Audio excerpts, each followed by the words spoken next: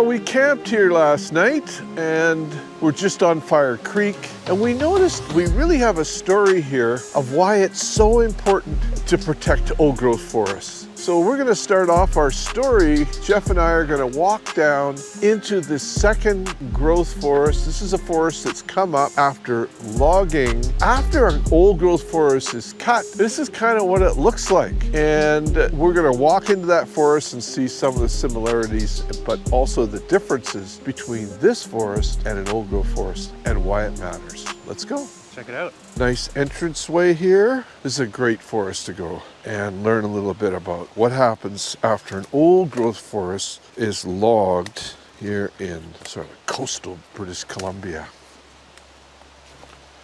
Already you can see the difference. I mean, there's no undergrowth like we were yesterday, running lots of shrubs and understory plants, and so dense in here and dark. It's already so different. The amount of stems, let's say, tree stems.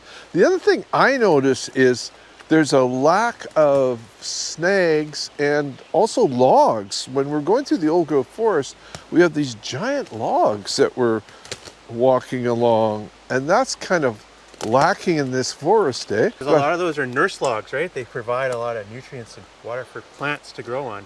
And you're right, we're lacking that here. And then it sounds different in here, and I realize it's all these branches that we're stepping on, and you can hear them cracking as we go. Yeah. And that's very different from our experience in the old growth forest. Now here's a stump over here from the original forest.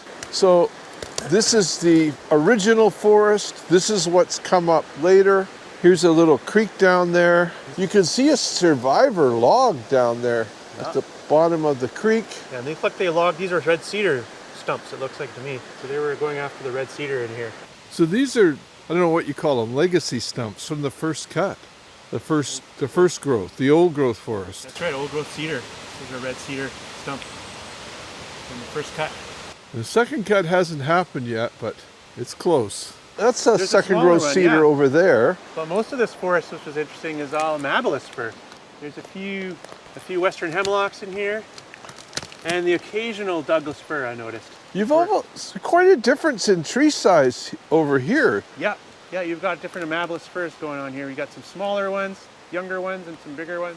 So it's quite interesting. This is a very different forest. The other thing that's not as apparent as you walk through is the height of the forest. Yeah. This is nowhere near as tall as the old growth forest. This is a magnificent old growth Douglas fir tree up on Fire Ridge. Now Fire Ridge, Fire Lake, and our Fire Creek camp are all relatively close, within a few kilometers of each other. This incredibly tall and massive Douglas fir tree is an absolute treasure. I mean, it's going to be 4, 5, or 6 centuries old. It is absolutely irreplaceable, and it is a wonderful example of an old growth forest tree.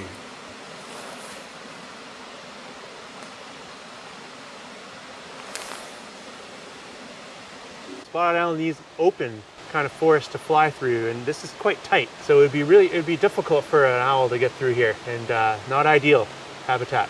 Yeah, look at these trees here. They're like bars on a cage. Couldn't fly through that. That's right. Yeah. So those are some of the differences. So we're just leaving the forest where we're kind of camped beside. There's our vehicle there, and right beside this second growth forest is this clear cut. I'm going to spend a little bit of time talking to Geoff in the clear cut, and it's the same. You can see from the trees that are left, it's the same kind of aged trees that's in the second growth forest. This is forest that's been cut for the second time. So we're going to have a look and see what that's like and how it's different from old growth forest. So here we are. Already it's windier, brighter, a cold breeze coming through here. Ooh.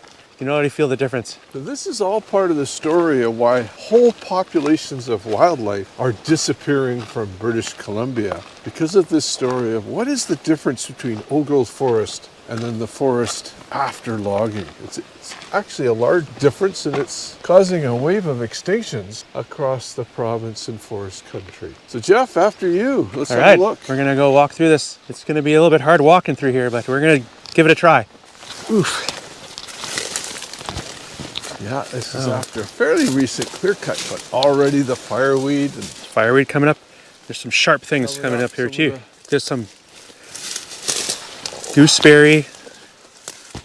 We got thimbleberry, it looks like. Thimbleberry. Yeah, it looks like they planted Douglas fir. So these are the trees that were planted, eh?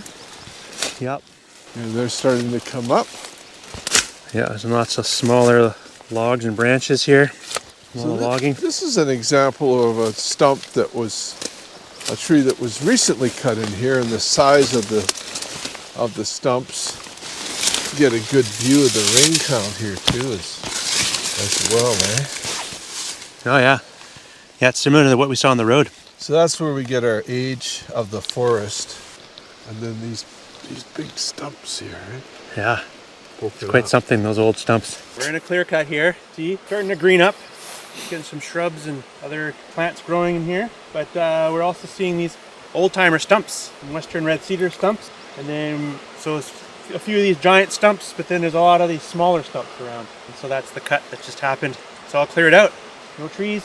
Spotted owls can't use this. Picked off in here by other predators, other birds, prey that are bigger than them. And at least 120 years before you'd ever have an opportunity to have spotted owl habitat. That's right. You have to leave it alone for at least 120 years. And now we've got something that's really different from an old growth forest. And that second growth forest in the distance is really different from an old growth forest. Yeah. Which is why we need to protect old growth forests to hold on to the species that depend on it. Yeah, with the big difference in here is like we can really feel the wind in here, out here, because it's all exposed. Cold breeze coming through here. It's really sunny, so it gets really dry. So really different. Yeah, different environment.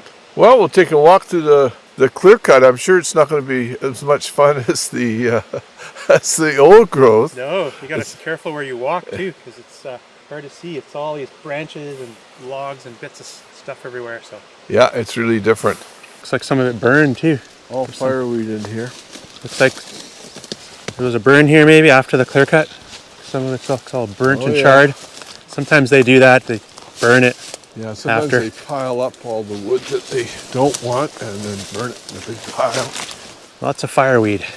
But spotted owls can't live in fireweed, so. There's other species too. Marbled murrelet on the coast have a similar fate. They die off when too much of this is second growth forest or clear cuts. And also in the interior, mountain caribou are going down hard because of logging like this.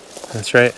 So this forest is replanted, but for many species it's a death sentence. It is. And the other issue is that it's like a monoculture, right? It's all just Douglas fir. I don't see any other tree species that they planted. So it's going to be like a monoculture plantation, which is a bit of an issue ecologically, but also they've shown with fires and different pests and stuff that it'll just wipe them all out because there's not enough diversity in the trees.